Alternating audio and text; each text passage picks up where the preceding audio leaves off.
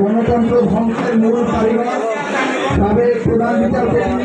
এবং ফজলুল হককে গ্রেপ্তার ও বিচারে সোপর্দকরণ এবং প্রতিবাদের দোষর উচ্চ ও নিম্ন আদালতের অপসারণের দাবিতে আজ সংবাদ সম্মেলন। আজকের এই সংবাদ সম্মেলনে উপস্থিত রয়েছেন বাংলাদেশ জাতীয়তাবাদী আইনজীবী ফোরাম কেন্দ্রীয় কমিটির যুগ্ম মহাসচিব জনাব অ্যাডভোকেট আব্দুল্লাহ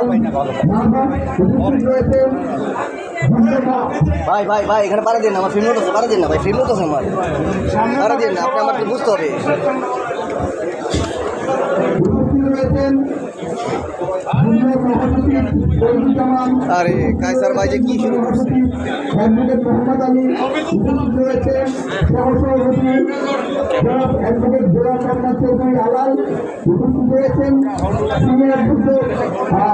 মহাসচিব দেশের মজিদুদ্দিন কাজল, উপস্থিত রয়েছেন সাংগঠনিক সম্পাদক গাজী কামরুল ইসলাম সজল, উপস্থিত রয়েছেন সদ্য ঘোষিত